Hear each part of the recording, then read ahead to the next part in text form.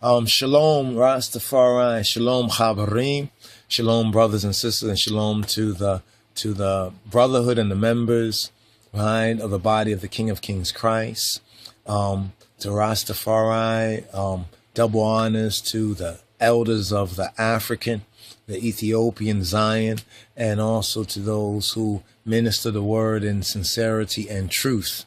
My brothers and sisters, I mentioned this book here about alliance and alienation before. It's the book that's on the right hand, by Haggai Ehrlich, Alliance and Alienation. The subtitle is Ethiopia and Israel in the Days of Haile Selassie.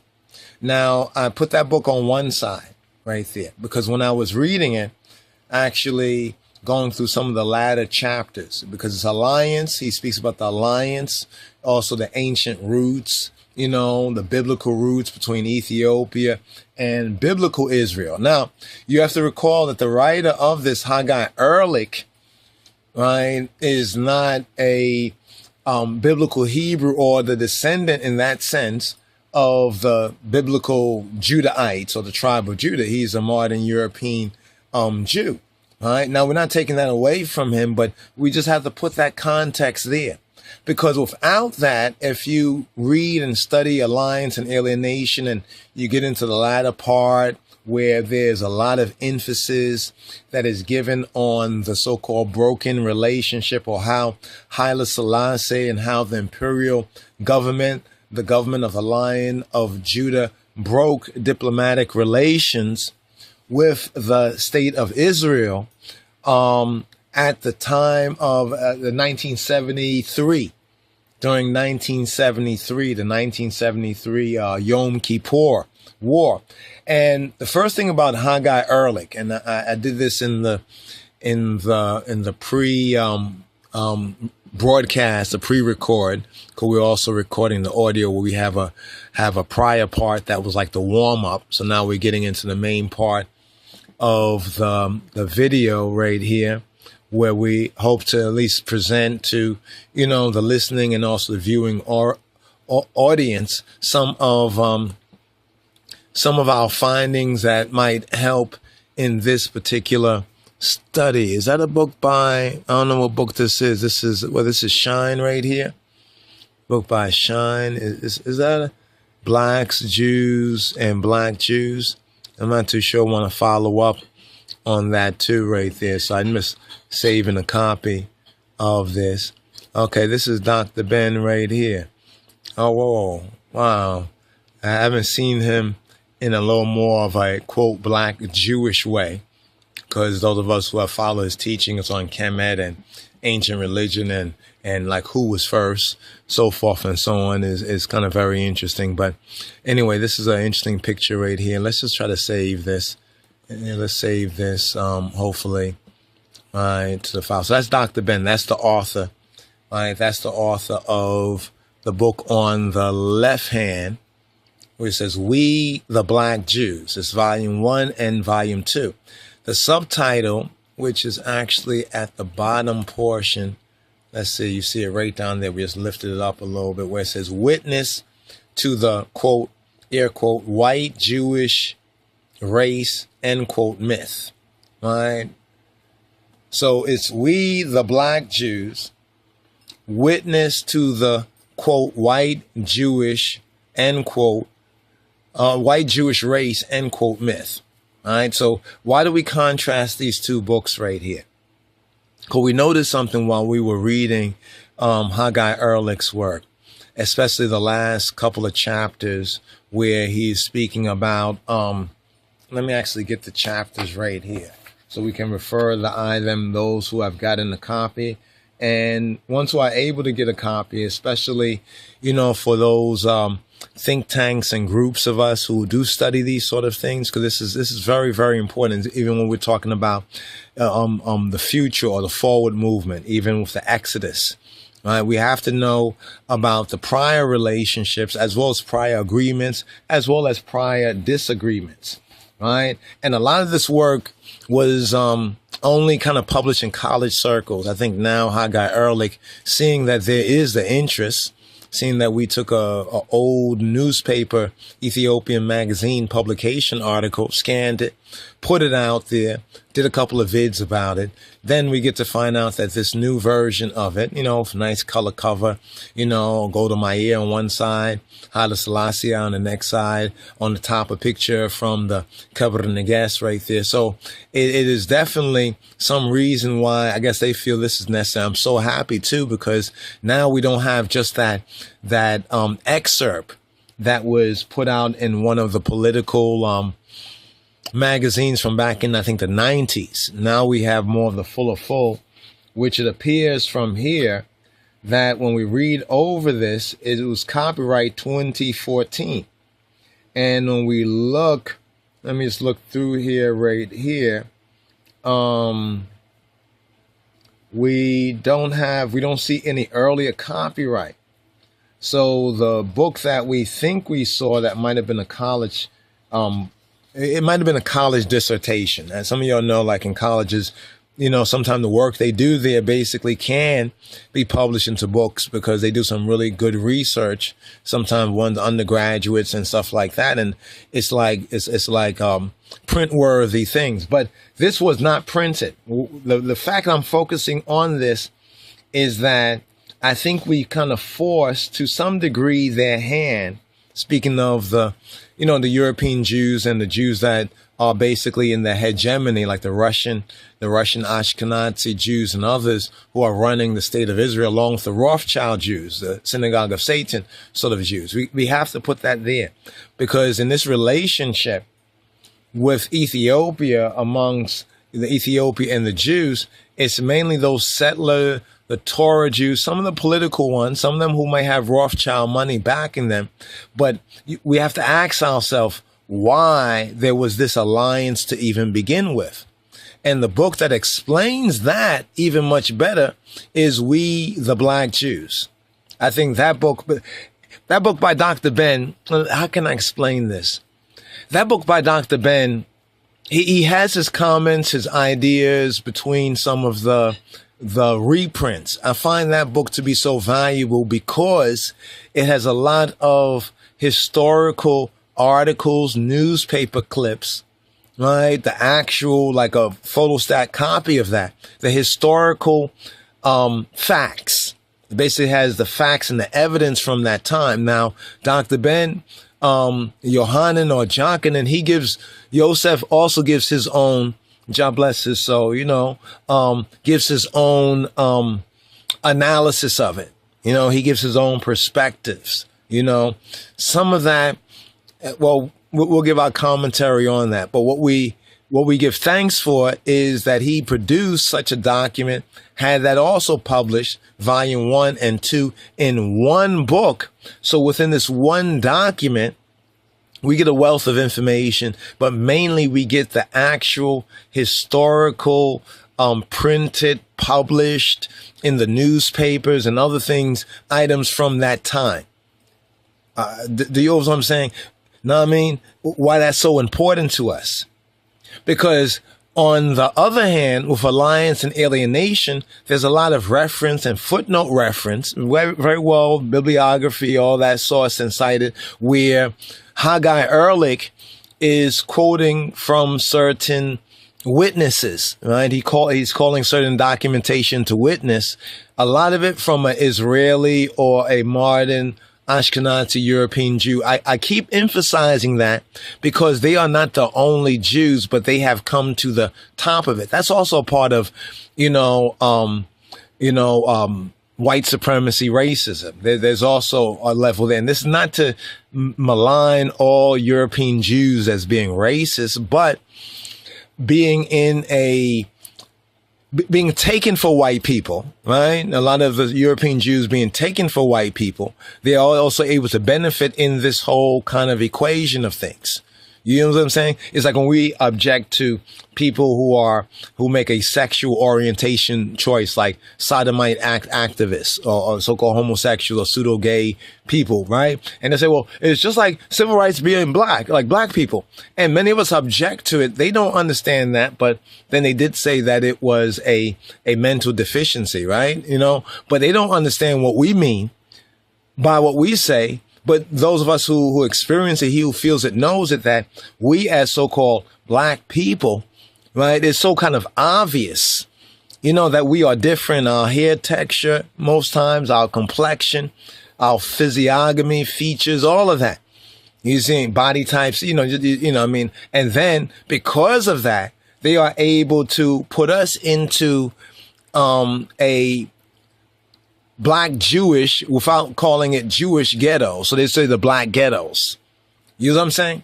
So when one say, well, a sexual choice or orientation or whatever else like that is the same thing as our being black, it's just another way to use or to abuse or misappropriate our struggle for their own. Right. And in a very real sense, the modern European Jews have done the same thing. But see, this is not a blanket attack. See, I think it's because of these kind of blanket attack. It's like we have to be in the state of mind, not on the black man's side, not on the white man's side, but on God's side, on truth and right. And if we truly maintain that principle above the so-called black and white paradigm, it might mean that in many cases we will rule on behalf of the root race people, of black people. I mean, because there is an overwhelming amount of injustice being done against the root people, including genocidal injustices. Right? But that means that we might not always just side with black people because of the physical, the superficial, the outer level. We also must have spiritual discernment. And it also takes us spiritual discernment when we are looking through such documents and such evidence. As I was reading the last couple of chapters and got to the last chapter, and some of the assessment of His Majesty and the reasons why. Everyone says, well, why did he sever ties with Israel? But hasn't Israel, the state of Israel, right, from the very inception to, we can say, the end of the visitation of the elect of God, the King of Kings upon the throne of David? I mean, wasn't Israel very, very, very good? So they would have that approach. Haggai Ehrlich, he has that approach. And he actually gives actual evidence of where the, how can I say, a servant serving, right? And not being mistreated or abused for that service. In other words, is not a master able to do with what is theirs, what they want? I mean, it almost reminds me of the parables of Giatachin and Jesus Christos. But I think a lot of ones have really missed what was going on, both in the alliance part of the relationship and also in the alienation part of the relationship. So they focus on it thinking that, well, it was Arab versus Jew.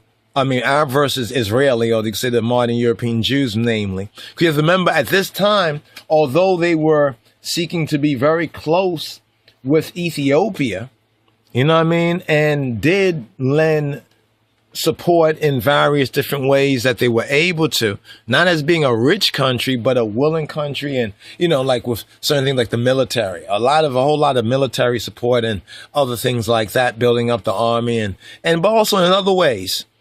Right. And does that mean that a sovereign nation? See, I think also where it went wrong, too, is because the other half was left out of it. Because now, if you just look at the book Alliance and Alienation from Ethiopia over there in the East Africa, and the state of Israel over there in the Far East Africa, not no so-called Middle East, don't exist. All that is political mumbo jumbo. But over there in Africa, too, and look at the history, and then look at the alienation part of the history, you will also might be, as many people have been, either very, very hurt, ashamed, feeling bad, perplexed. Why would Haile Selassie do this? And some have come to the conclusion, well, he was trying to appease the so-called Arab world or the Arab sentiment, right? That's the reason why. Or because he was listening to bad advice. Excuse me. But no, it's not for any of those reasons. It's not. Those reasons are also factors there. But it's because the other half of the story. What was the other half of the story? We, the black Jews. See, because at the very same time that, and this is why a lot of people don't even know about this, Haggai Ehrlich and a few others have only begun to bring out this sort of relationship, that the European Jews, the modern state of Israel, had with Ethiopia and also with Africa. But you have to remember that the first place that they were going to, the European Jews were seeking to settle, was actually in, if I'm correct, I think it was Uganda. Uganda, if I'm not correct, it was Uganda. Yeah, I think it was Uganda. That Idi Amin, right? Uganda was one of the first places that they were seeking to establish the state of Israel, or some said that they was thinking, back and forth in the Jewish federations, and a lot of their political action of what they would do. Some wanted to call it Israel, others wanted to call it Judea. Some say that it was a mistake in calling it the state of Israel instead of Judea, right? But that's a whole other point. You know what I'm saying? Because when we look at the state of Israel and we recognize the 12 tribes of Israel, right? And even if you would say that the 10 tribes are lost, right? We still have to recognize that it's more than the so-called European Jews who truly are the heirs and the inheritors to that promise. Now, the European Jews, recognizing the pragmatism of all of this, we can see, the whole Ethiopian Jews situation, or the Beta Israel, or the tribe of Dan, however, or Falashimora, as they have different names that they call them, but the Falashim, the Beta Israel, the Ethiopian Jews. We can see even today the treatment of those black people. Note this right here, with a people such as, for example, when you read this sort of book, it gives you a lot of facts. There's a lot of things there I think I'll write in exact, but it's written from a sort of a pen where it kind of ignores that racial dynamic. It ignores the real testimony to the white Jewish race myth. Even though, if you are able to comprehend what Haggai Ehrlich, for whatever due reasons, does not focus on.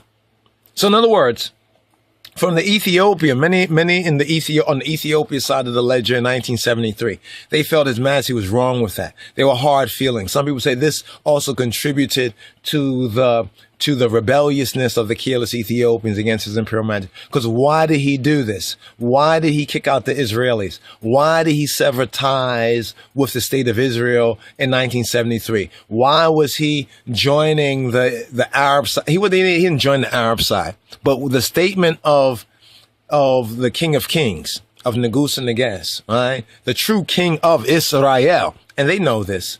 But see, they know this, but there's no backing. They don't have to overtly back it, the white Jews. Why? Because of the alienation. See, it's the alienation of the black Jews. Are you following me? So when you read the book by Haggai Ehrlich on alliance and alienation, he is speaking about the white Jewish relationship with this black Christian nation that has claim of ancient Judaic roots, while at the same time as they were embracing, you could say, this black Christian nation that has Judaic roots, they were showing their racist colors to we, the black Jews coming from the West. And many different communities. I mean, we'll be here for maybe a year and a day if we were to go into each of these incidences, but they're all historically recorded. We can just name for the record, the Ben Ami Carter, place them next to a nuclear power plant. And, that there was some question about radiation in Dimona. Dimona is actually in the Bible. It's kind of interesting. We came across Dimona, just sharing that with the Habarim to look that up. Perhaps, Jah will show I and I, a light in that, even for these days of unenlightenment in the world, we'll have light in the sanctuary. But now, that is why I put both of these books side by side, right? Because when you're reading Alliance and Alienation, once again, I think it's a very good book because it's a witness. I don't see this author here as going out of their way to deceive. I think that actually is presenting it, but what he's presenting is from, just like when we talk about we the black Jews, people say, well, what about other colored Jews and white Jews and everything else? You're not talking about them. You know why we're not talking about them? Because they're not talking about us. They wasn't talking about us back in the 60s, right? The 50s, 40s, or 30s. I mean, when I say they, I'm talking about it was not a major part, right, of the state of Israel agenda. And see, this is where we, the black Jews, also comes in. Because a lot of us will think that that land was only given to the white Jews. You see, that's how they play that politics with us. See, because once they called that for the children of Israel and for the Jews, it was not them, but they selfishly, right, have co-opted it in a way. Okay, they can go and help Ethiopia or African nation with certain things. That's great. No problem. I mean, do that.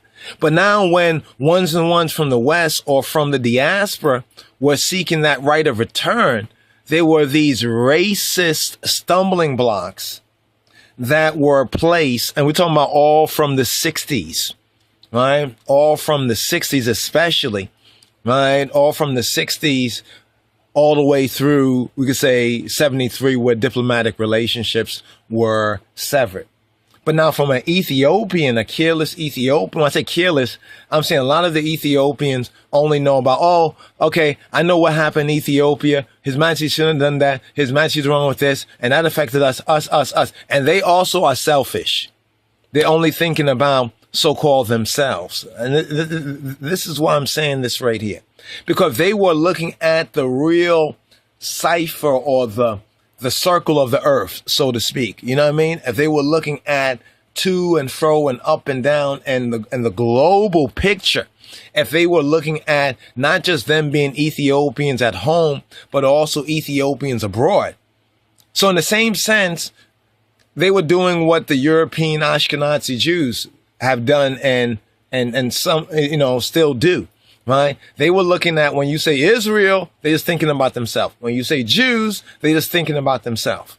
Right? They're not thinking like, okay, well, even if you are not original Israel or ethnic Israel, because even many of your own, y'all, they know this, but they'll still want to argue to see what you know and everything like that. You know, some are beginning to accept it because this knowledge is beginning to be universal, and even babes and suckling, you know, can quite easily prove it by a variety of means, you know, and enough thanks to, you know, the different mansions in I Father's house, even those other Israelites who don't agree with the fact that we are Ethiopian Israelites. Oh, you know what I mean? So there are these divisions amongst, you know, our people, because we know that in the latter days and time, this will be one of Satan's main strategies of divide and conquer.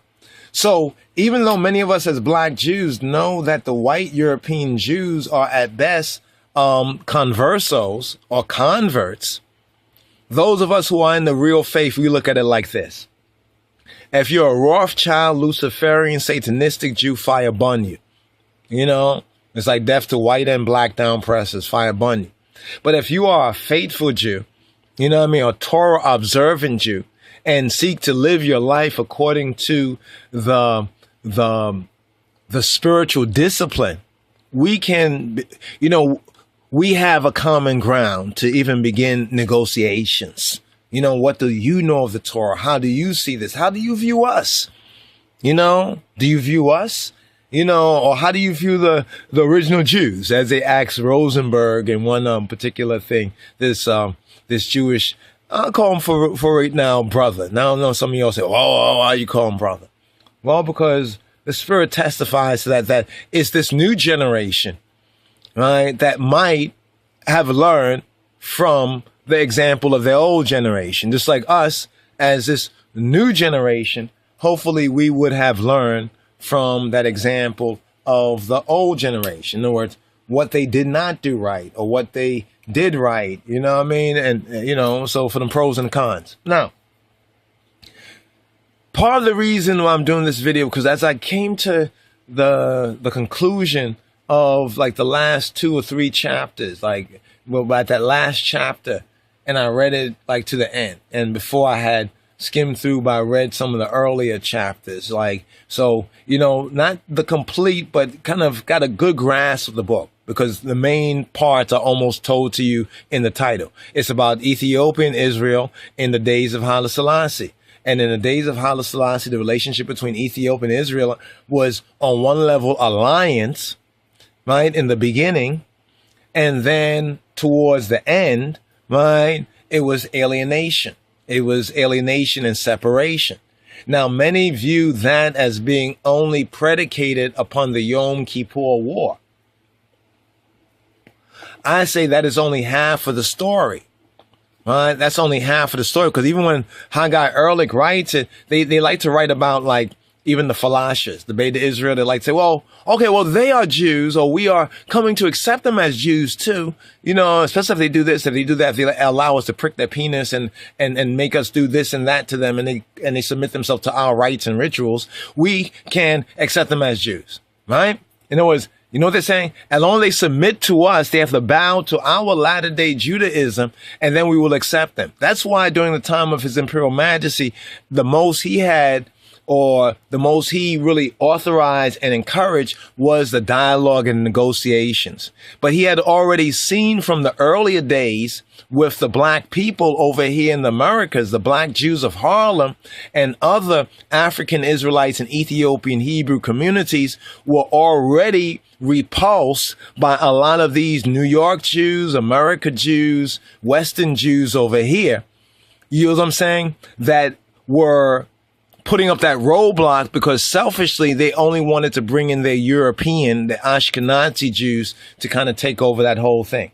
Even though the whole agreement was, right, that both the once lost now found black and brown be there, and that they would inherit the remnant of Edom, speaking about the so-called European Jews. That's what the alliance part of it. That's what we, the black Jews, show that beginning of a working relation, But there were two things that were plaguing the black Jews and we black people over here. One was being in America and, how do you say, being half original. What do I mean? We as black Jews, or our ancestors, were half original. Well, many of us are still half original. I mean, half original where you begin to recognize, okay, yes, this is who I am, but you still are trying to learn about how I and I should be, how we should live. So you begin to recognize we identify now with this biblical, scriptural, and historical heritage, right? As Ethiopian Israelites, Ethiopian Hebrews, but get this. But we don't really fully, we're still kind of trapped in this Western Gentile condition. You know what I'm saying? So we're coming out of Babylon, but we quite have not come into Zion as a state of mind, as a state of consciousness. You know what I'm saying? See, so the whole experiment of the state of Israel was never to be only about the European white Jews, but in a sense, they utilized the pre-existing white supremacist Anglo-American, Gentile. They used the white Gentiles. As the so-called European Jews agreed more with the white Gentiles, the Anglo-American, England and Babylon and her daughter, the daughter of Babylon, America, than with the black Jews, right, who already were rising up before even the European Jews really firmly got in their heart and mind any idea to return to the state of Israel. In fact, that was never part of their original idea. Now, a lot of people say so, but only because they were converted to a religion that was not theirs that's dictated that. It was only after the events of, World War II and the so-called the Holocaust and how they used those events. You know what I mean? What did they say to a black Jew, right, in the Holocaust? What did the Nazis say to a black Jew in the Holocaust? Get to the back of the oven, nigga. But no, that's exactly what happened. See, you don't even know that there were black people also who were Jews in the Holocaust, who were Hebrews, original people. See, that's because the media, we know who control the media, right? People want to talk about, well, especially back in when was that? In the 40s, 50s, 60s, 70s, 80s, 90s. Has it changed since we're in the 2016? Has it really changed? We're not blaming, this is not a libel to all Jewish people because we are Judah-ish ourselves. We just happen to be black, right? And it's not a malignment to all so-called European or white Jewish people. You see what I'm saying? But it is saying that if y'all know it's wrong, why aren't you like some of the Hasidim that go out and protest against what your own state and your own people do? You see what I'm saying? And not just due to the Palestinians, but what about we, the black Jews? You see how that's always, it's like last hired, first fired, right? So in a sense, what they got to experience, right, in the days, or at least the last days, as it were, of the visitation of Haile Selassie, or the last days of Haile Selassie, is a little bit of how it feels to be a black Jew, right? Last hired, first fired. So they said, why did Ethiopia sever ties during the time of the Yom Kippur War? They act like it's an open-ended question, like they don't know why. They try to make out They use some of the facts. Yes, there was the Arabs and there was the situations dealing with Ethiopia, her border, and having all the Mohammedans, the Somalians, and the different ones who were getting funding from Saudi Arabia. Yes, there was that situation there if we would look at the political situation on the ground in Ethiopia, right, and the surrounding area. But there was also a whole other battle that was going on too.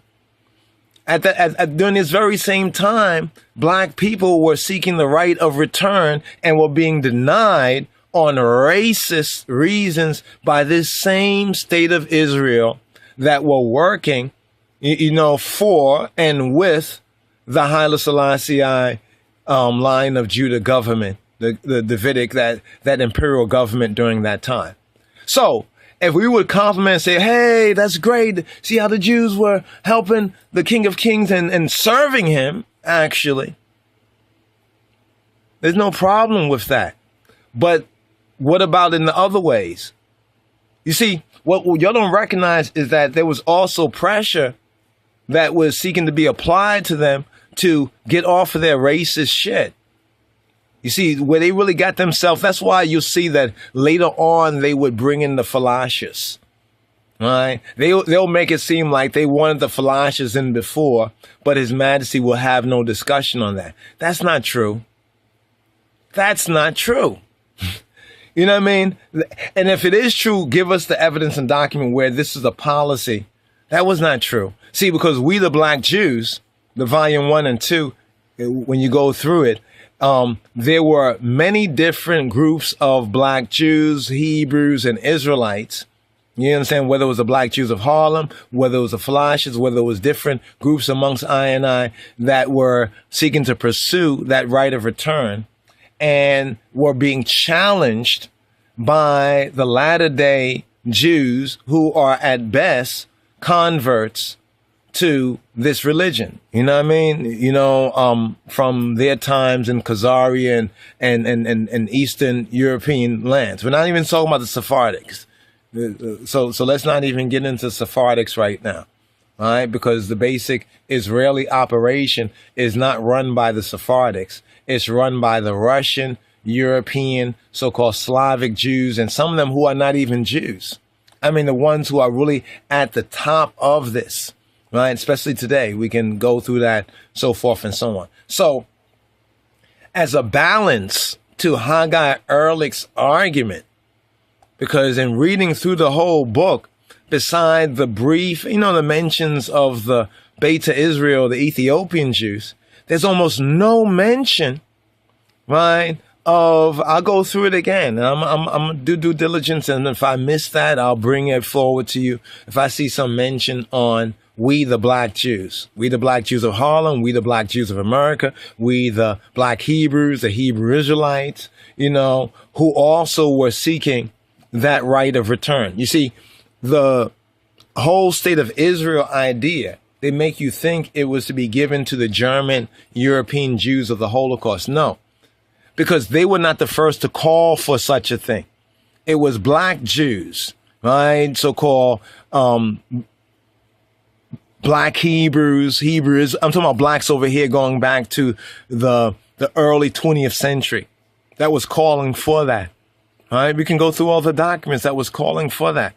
Was seeking to come out of this Babylon and return to their lands. We have, as long as we've kept the consciousness of being Hebrews and Israelites, there's always been that call. This is like the whole repatriation, you know what I mean? The Exodus movement. There's always been that call amongst us. Even back in slavery days where they were chanting and singing in the fields about the Lion of the Judah, right? Swing low, sweet chariot, coming to take us home. You know, what they did was throw out Liberia. See, they gave us a plastic bone. You see, we wanted a real bone. You know, we wanted to rip it apart and get our own and clean it down to our own bone. But instead, what they gave us was a plastic bone. That's what Liberia was. Liberia, in a sense, was like a plastic bone. You know what I mean? Like that lowered expectations, because they knew they had to keep us distracted at every point. You know, make it a point of, are you really Jews? Are you really just Africans or black people, so forth and so on. And that's what we, the black Jews, the evidence that it contains, the historical evidence, it helps to show us that Haggai Ehrlich's, his arguments, his facts, his evidence, his work is very good, but it is found wanting. It's found lacking that sort of a balance, right? And without that sort of balance, it seems like it's very easy for the author, you know, to put the so-called blame the Lion of Judah first, you know, blame Haile Selassie first crowd, sort of a thing. And it kind of, creeps in to careless Ethiopians' pre-existing condition, you know, to blame Haile Selassie first. Basically, to bite the hand that feeds you.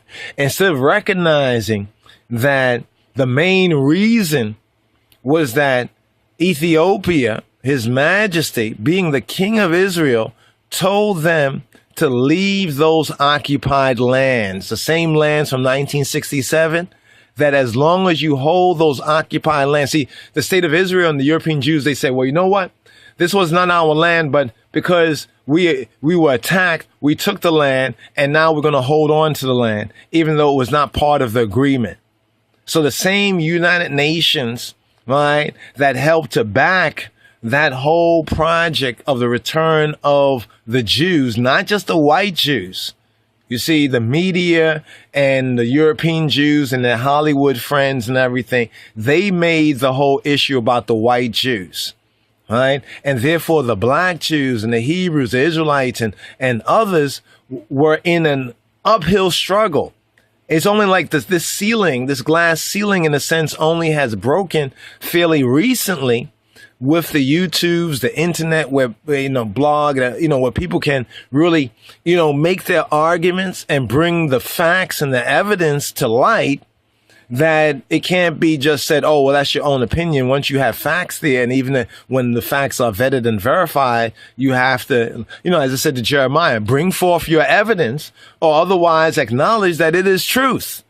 So bringing forth the evidence of we, the black Jews, is so that we can acknowledge that there is another half of the story that is being neglected. In other words, Haggai Ehrlich is seeking to circle the wagons for the white European Jews, right?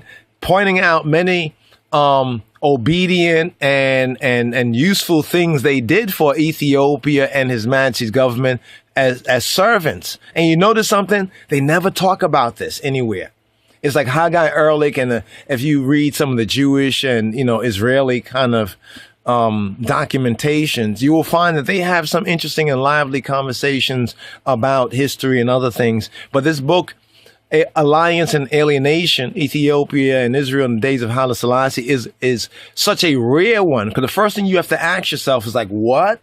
You mean the European Jews was doing all of this for a black African Christian nation that has ancient biblical claims? You mean y'all really recognize Ethiopia's ancient biblical claims? So you hear this kind of, what's that, white man talk with forked tongue kind of a thing, right? And the European Jews could come out of that white man thing, but they somehow, it's like, I don't know if it's a Stockholm, right? Because of white supremacy, racism. You know, we look at most Jews, we say, oh, you're white too. But if we look carefully, we're like, you're a half breed.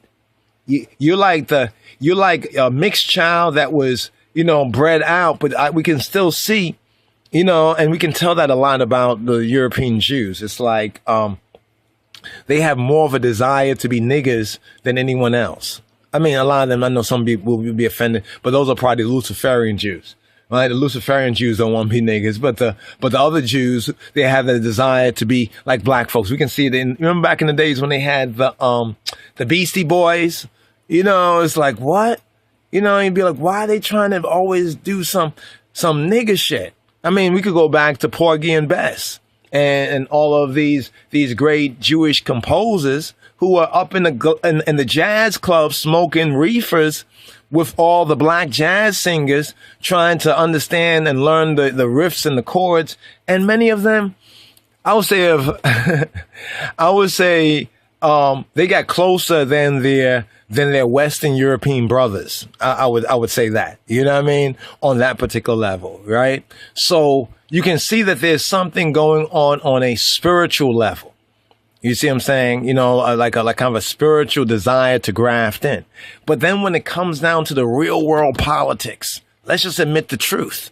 Who were the original Jews? Were the original Jews black? And if they were black, why don't you accept the black Jews, right, from the other countries that seek that right of return? Not just Ethiopia, but the other countries, right? The black Hebrew, the Hebrew Israelites from America. You'll find that y'all would have had a much stronger polity, you know, because y'all don't even agree with each other a lot of times, white Jews. You know what I mean? We read your stuff. Y'all argue, you know, so forth and so on. But in that process is a great sense of freedom.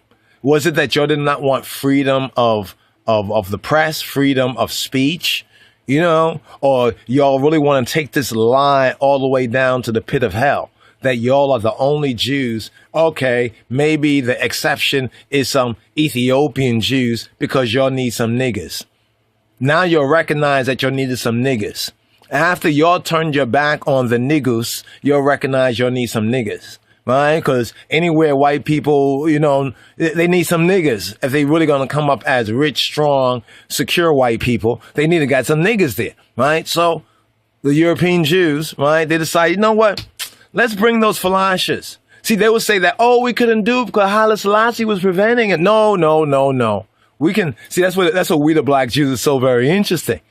Because we have it when these first overtures were made, and we also have the on the record rejection by a lot of these so-called white Jewish top rabbis saying, we don't really know. They really are like the other African and the Ethiopians, and they're not really Jews, and making all these arguments until only fairly recently, everybody's clicking their heels about the whole DNA kind of stuff. I wouldn't get so happy about that. You know what I mean? On a certain level. Really, it's because they needed some, quote, scientific way that they can say such and such. But all the other proof and evidence, basically, if the DNA tests are correct, it just proved what the other arguments that were made that they wanted to dismiss because they say, well, it's not in my Talmud. In other words, it's not in their writings of their grandfathers and grandmothers or whoever. But when we find it in our writings, they want to question, oh, is that Ethiopic? Well, we're going to have to study that. Let's take that back to Hebrew University. Where's our manuscript? Your manuscript? What manuscript? You see what I'm saying? Playing games like that.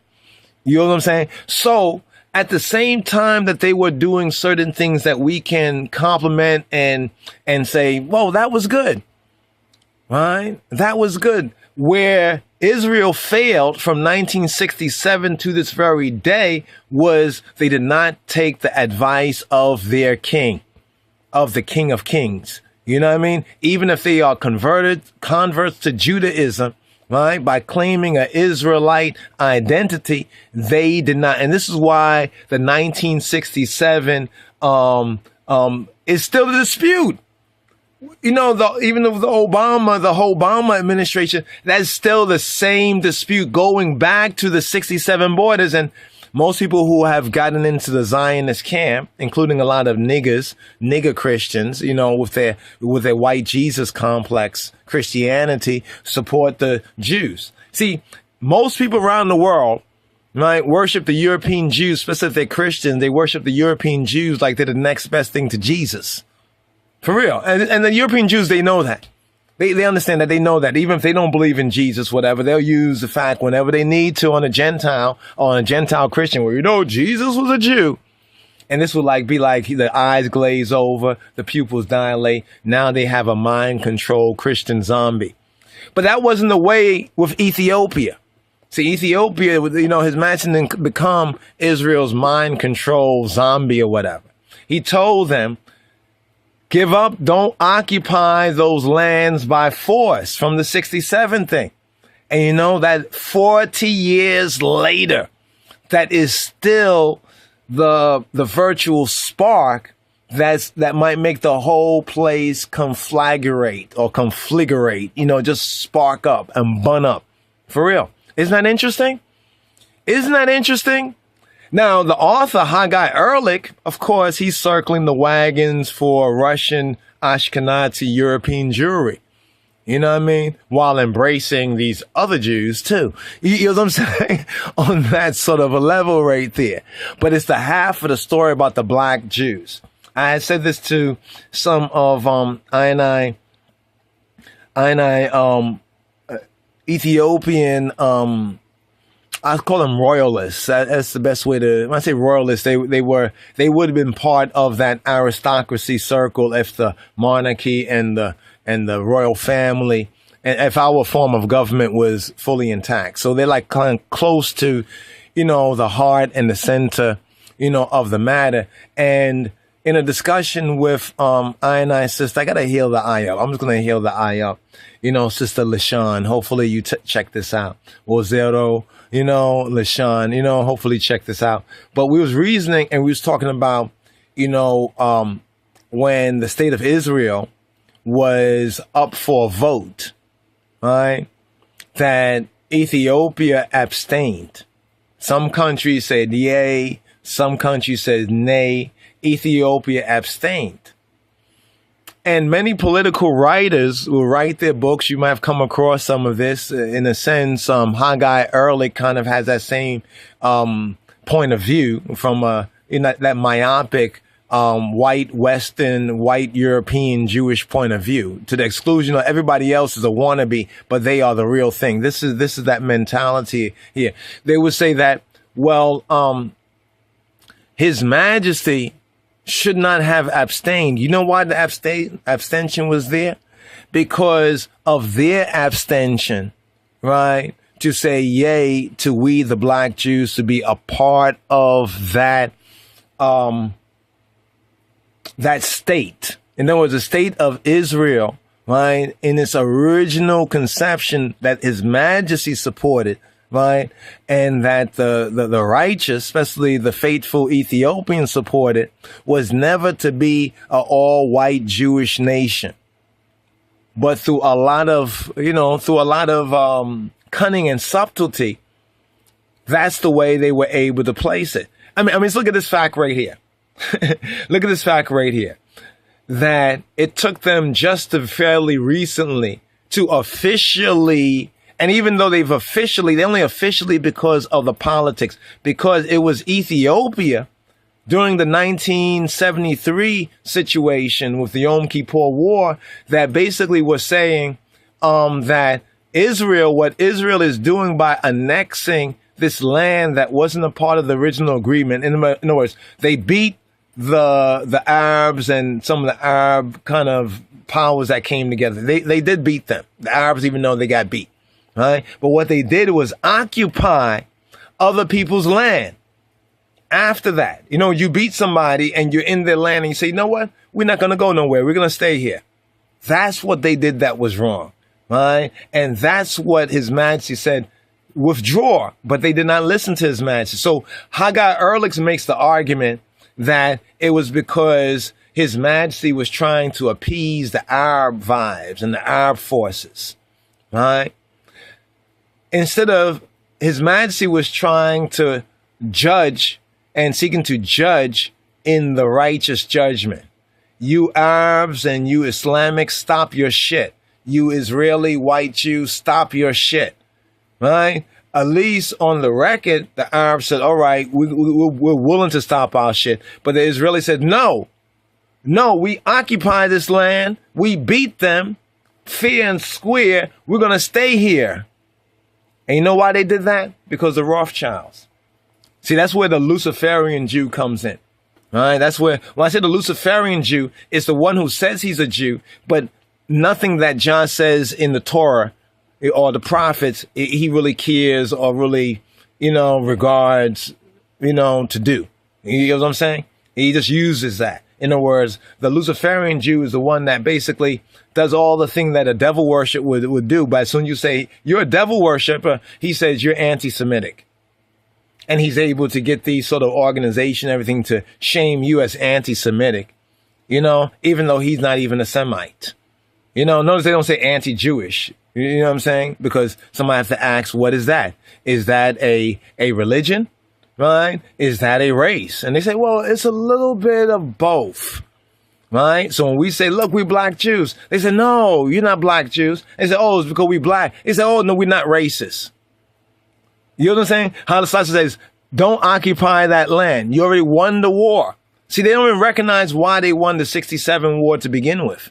See, a lot of the early wars that they won, right? And even the Yom Kippur War to a degree, it's not an idea that they could not have won that. It was the dangerous consequences that would last literally and have lasted over 40 years and still has not been settled.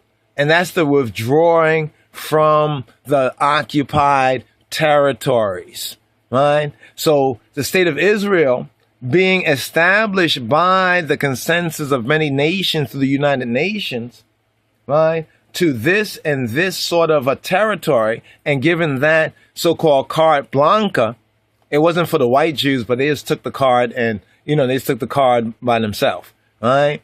And just housed it, as we would say, right? Now, when the nations say, you know what, you're in violation of the original agreement for even allocating this land. I mean, they're in violation on more than one. First of all, they're in violation for their racism. You know how they set up this as a kind of a racist state. And this is why it was the Ethiopian foreign minister. What was the foreign minister? The prime minister, who had said that very same year that diplomatic relation was cut, he had likened Israel and their perversion of Zionism and their Zionist state to be the same as South Africa and Rhodesia. So when you hear people talking about, oh, what the Jews are doing over there in Israel is like what the Afrikaners did in apartheid, right? Do you know who brought that forward? It was Ethiopia.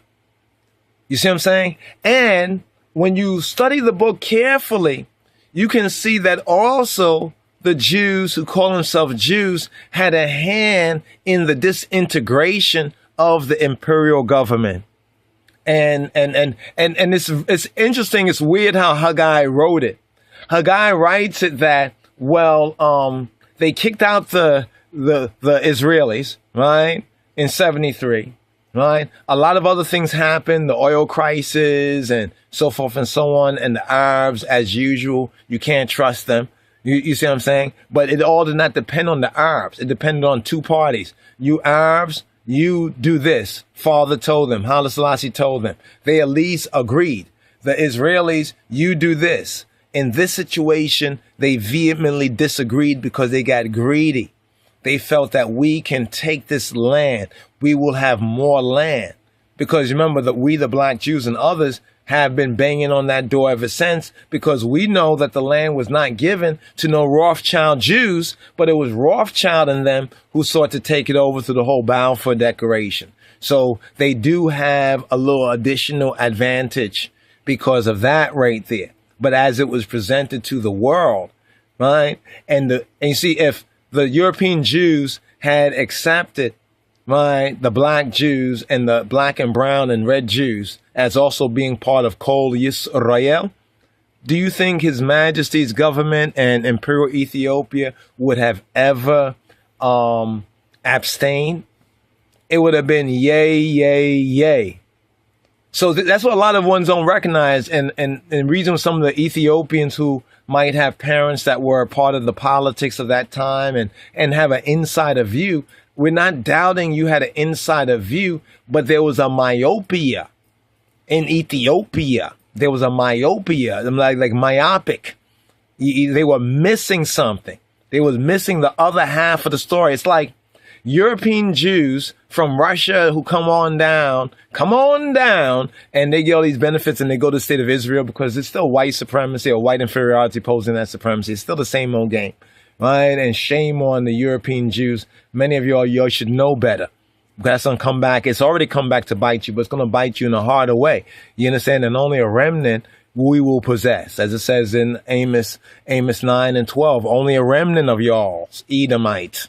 Right? Only a remnant. And then also of the heathen, right? Of the European and the other nations. Only a remnant. But they'll come on down to the state of Israel. You know? Even they who might have been in the West, the East, like over in Eastern Europe, when they think about being Jews, they think about all of their, I got to say it like this, folks, their white Jewish brothers, or ones that appear to be. They're not really white, but they try to pass for white. That's why a lot of the Jewish actors and stuff, they'll change their name. They'll go get a nose job to change their schnauzel, to look more like an Anglo. So it's interesting how a lot of people are in that image of that Caesar Borgian beast, even the European Jews. You see what I'm saying? But you know what they would think about? They would think about universal Jewry from all over. So we know that they think about other Jews, especially if you are their so-called color or kind, or they feel like, like that. But now if you're a black Jew, right, or an African Israelite, right, or Ethiopian Hebrew, right, and you have all the proof really in the scripture and also historically that they are not, but your ties to the root is tighter than theirs, what do? Do they say, welcome home, brother? Welcome home, big brother? No, they just build more roadblocks, blocks and roadblocks. So I'm saying all this to kind of just give a kind of a summary perspective that many of these books, you have to recognize that Haggai Ehrlich, he is writing this book. Not just, when they say Israel, they mean white Israel. Let's just point that out to y'all. Now, if some of y'all don't know what we mean, then just look at the experience of a lot of the Ethiopian Jews today. In fact, at first they were taking it. The Ethiopian Jews, they wasn't saying shit about it. But after a while, it's like they started to squeal. They started to scream out, started to have big protests. So now you see a lot much more, information out there, and also other African Hebrews and Israelites and ones. They'll say, these are just Africans. Well, y'all just Europeans, right? Bring your evidence that proves that these people from Russia and Slavic countries are Jews. They're only Jews because they say they're Jews. And you know where they receive their monies from, especially nowadays? From America. And you know where they take these monies from? They take it from inner city programs to black people. That's where they take it from. You understand? In fact, this has already been proven, right? So they take this money from the lost black Jews. They deny the black Jews and Hebrews who know they are. And they were expecting, right, His Majesty to react in another way because they had sent technical advisors and they trained the army and they trained certain ones in certain things. You know what I'm saying? They expected because they did that, it was like, that's like that they have a line of credit or something like that. No. His Majesty was in the right. Yes, these things cost, you could say, standing on principle, standing on truth, and the whole truth and nothing but the truth will cost you. It costs, you know, it has cost righteous men and women this throughout, you know what I mean? I mean, we know what kind of world we live in, the world, flesh, and devil. You know what I mean? So it's interesting how one say, oh, like how his match. No, it was an inside thing. In fact, we now more convinced that Mengistu somehow may have cut a deal with the Israelis because the Israelis were so pissed off. They were thinking like, after all we had done for you, you know, that's how Luciferian Jews begin it. You know, after all we had done for you, you are so ungrateful. You know what I mean? And you can see they do this in the politics over here in America too. You know, like when they become liberal, you can see a lot of these people like behind these liberal masks. So, well, I march with Dr. King. So what the hell that means? Did you really mean what you did? If you really meant what you did, why you have to tell me like I got to pat you in the back too? That's why I pick up in certain areas of Haggai Ehrlich's book, because he's trying to justify the state of Israel after His Majesty severed the relationship, supporting the revolutionaries to overthrow His Majesty. That's exactly what happened. And that's the part that Haggai Ehrlich, he's a good writer, but you know, we've studied y'all, you know what I mean? We've studied y'all like y'all have been studying Ethiopia, like the European Jews study Ethiopia and other, we study y'all, but we also study Torah. So we know what part is ours and what part y'all are like trying to make believe and everything. And we can see what part is really yours that you tried to cover over under Jew and Israeli disguise. So we see through those things. Right? Those things are very clear, and they're becoming more and more clear to many of us. But anyway, Haggai Ehrlich, still great book. Still great book. I mean, at this time, you just well come out and say that, yes, that since His Majesty cut off relations, y'all looked around and saw who was the most potential greedy, hungry dog like y'all, and y'all saw Mengistu Haile Mariam, and y'all gave him support in being able to, you know, socially rule that country because it come from another one of your people's Khazarian pseudo-Jews plan. And that's the Marx-Lenin. Need we go into Marx-Lenin? Marx was another Ashkenazi European Jew too. Need we go there? The one who developed socialism and Marxism. You know what I'm saying? And so therefore, he tries to say that, oh, ironically, that after all of that, Mengistu Haile Mariam, he then, because everything was so fragmented and broken apart, he then like calls in the Israelis to help him rule the country or to help him train the army and everything. The seed of Yitzhak, just laugh at that one right there. You know, they got rumor, we got humor. What more can we say? See, there is what they seek to do to re-engineer the story. You know, they know that that's not the way it happened. They try to make it happen like, oh, it was Mengistu that said, oh, please come in. No. You see, earlier in Haggai's writing, right, he basically says that when His Majesty broke off diplomatic relations, he expected Israel to take it in a brotherly way. No, Yosha taking it in a brotherly way, but a sonly way, because the king had told you something to do, but out of your greed, y'all stayed on those occupied lands. And ever since then, y'all been building on occupied lands. That's not a part of the UN agreement. That is the only backing. See, a lot of times the European Jews try to tell you God gave them the land.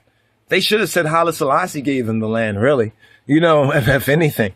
You know what I'm saying? If they want to say God gave them the land. But when they say God, they mean, right, the so-called God of the world. They're saying that all the nation of the world in the agreement with the UN, that they got it through God, that God was working through the UN. Well, we're not going to deny that God was working through the UN, because these things are written in scripture and prophecy as well, right? But let's just take it that the UN gave it to them, right? The UN did say, okay, y'all can, and all this was agreed upon, and they agreed on it. Why did they violate that? So that means if you have a war with somebody, and you've been given this much land, I've been given this house, my neighbor's been given the house next door, and he starts fighting with me. So we're fighting, and I wind up having to, he run in my yard and my house, then I run on back in his house, and I kick his ass in his bedroom. Does that mean I take over his bedroom now? Now his bedroom is my bedroom? Once the hostilities have ceased, I'm living up in his bedroom? You know what I'm saying? And I'm saying, well, I'm living up there because I want to make sure that he doesn't sneak attack me again. So I'm going to be staying up in his bedroom, and I'm going to wonder why he's going to be dissatisfied. I'm staying up in his bedroom. I'm still up in his bedroom. See, that's just on the side of speaking about directly about what Haggai Ehrlich speaks about. The Ethiopia, Israel, the Arabs, Yom Kippur War. He seeks to bring that together as a narrative to why Haile Selassie's government, or why the imperial government, why there was a revolution and all of that, right? But there's a whole other side of the story he leaves out, right? And many of the Ethiopians do as well. You see what I'm saying? And that is what really weakened Ethiopia, right? That's also what weakens Israel. You know what I'm saying? Is because of the lost sheep. The lost sheep still being lost, because you have to remember that everything has to come together. So by alienating, right? See, we would write a book. Our book will be about, let's call it, Ethiopian Israelites and white Jewish converts, right? In the days of Rastafari, right? We'll call it alienation, right? And ... Alliance, put a question mark there. See, we've been dealing with alienation first, right? Finally, when they got a little taste of their own medicine, they didn't just take it and let that be that, let bygones be bygones, but they took revenge, they took set against His Imperial Majesty's government by their support of Mengistu. You see what I'm saying? So when they talk about, oh, they've been faithful allies, so forth and so on, we know why. His Majesty knew why he was there. It was all about the Ark of the Covenant and other things that they needed so they can learn, so they can put in their version of Hebrew and say, see, we are the real Jews. You see what I'm saying? And since they knew they couldn't get it by the means that they were going about it, they decided, you know what? Let us just say that we acknowledge these black Jews as our people and invite them all in. They'll bring all their books and everything. We'll take it to Hebrew universities. We'll give them some latter-day Masoretic scrolls and everything. We'll take all their old scrolls and, oh, look, we found Enoch. We found the book of Enoch in Hebrew. Oh, look, we found the long lost book of Jubilees in Hebrew. It's bullshit. Because these things were preserved in Ethiopic. It's like these fake archaeological finds. Israel is very big on a lot of fake archaeological finds. That surprised me. I was like, wow, these guys know how to fake it. But then after all, look what they've been faking. You know what I mean? Calling themselves the Jews. And at the same time, they call themselves the Jews, running this global propaganda campaign to deny the legitimate rights to we, the black Jews. You know what I'm saying? So I'm gonna pause it right here. I'm a little bit beyond the time that, I actually intended, but really seeking to walk out some of these ideas and just kind of reason on them.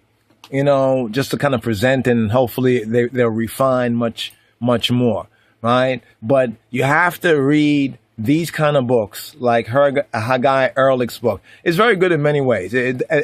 He does disclose a lot of things, but his point of view is pro-white Israel. He'll say it's pro-Israel, but it's really pro-white Israel. But now that they got some black Jews, Falashas over there, they can say, look, we're not racist. I have an Ethiopian Jewish friend. I'm not a racist. And, we've heard that before. That might make the Ethiopian Jews over there in Ethiopia and in one corner of the world, it might make them smile and feel as though they're wanted. But y'all know when we hear something like that, you know, we can tell you what it's about. So a lot of times the white Jews are biting the black Jews, but they don't know it yet until it gets too late. And as you can see in a lot of their protests, they're beginning to recognize, you know, that all that glitters, you know what I mean, is not necessarily gold, because a lot of things that glitters that are not gold are make-believe. And they're beginning, some of them are beginning to realize something. I don't know how much, haven't taken a survey on what the Ethiopian Jews believe or don't believe, you know what I mean? But soon and very soon, you know, we're going to see the king, and it's going to be time to come home, you know what I mean? And reunited, we'll feel so very good. All right. And yes, the remnant of Edom and of the heathen will be there too. Amos 9 and 12. I know you thought I was going to say Amos 9 and 7. Well, read from Amos 9 and 7 to Amos 9 and 12.